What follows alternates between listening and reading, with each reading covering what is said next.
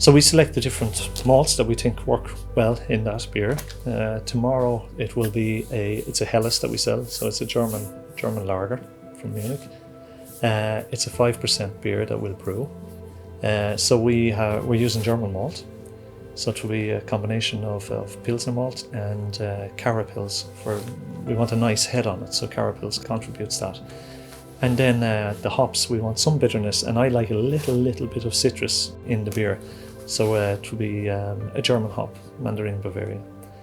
And then the yeast, we have a good lager yeast that we use. We use dry yeast here. It's easier for us to handle. And they've worked quite well for us with the equipment we're using. So today I will clean the brewing block behind me and prepare for the day tomorrow.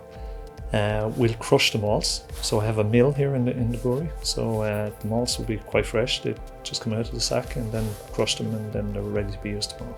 And then I'll heat up the water that we're going to use, and I'll have that heated to the temperature we need. So we want a strike temperature of 65, 66 degrees. And then I'll come early to the brewery, and we'll have mash in around 8 o'clock. So that's when we're adding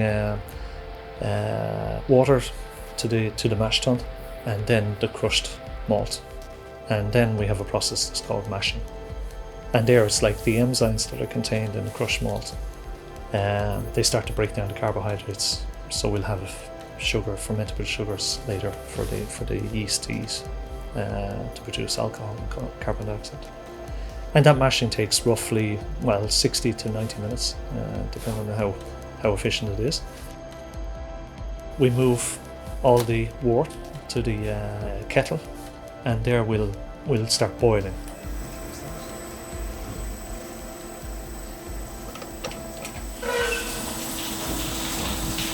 You can see the nice colour now in the glass. And we add in hops, we add in just a small amount of hops in the beginning for some bitterness, and then we'll add in hops at the end of the boil to get some of those nice citrus kind of taste and aroma into the beer. And that boil is 90 minutes, and then when that's ready, it goes to the third vessel, and that's a whirlpool. And here, basically, all the wort or the liquor turns around in a whirlpool fashion, and we have like proteins and we have hops that we don't want anymore that form in the middle in a cone.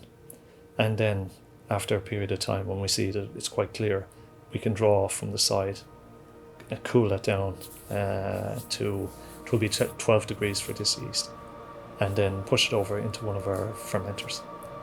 And then once it's in the fermenter, we'll add the yeast, pitch the yeast, and then the fermentation will start up after a day maybe, and run for maybe a week, and then we'll start dumping out the yeast, and we'll just let it cool down, and then after 6 to 8 weeks the beer will be ready. The brewing itself is quite short, it's only a day, but then the fermentation and if we call it lagering will take a number of weeks before it's ready. And then we'll package the beer. So we sell both to Systembolaget, to food stores, to private customers, and then to pubs and restaurants. Pubs and restaurants, it tends to be more kegs, so that's something that we can package ourselves quite easily. Otherwise, it will be we're moving more and more to cans. So previously we've been doing these sleek 33 centilitre cans. Now we're 44 centilitres, and we'll empty 2 or 3 tanks then. So we'll have a couple of thousand litres canned and then labelled, and then we're ready to sell those.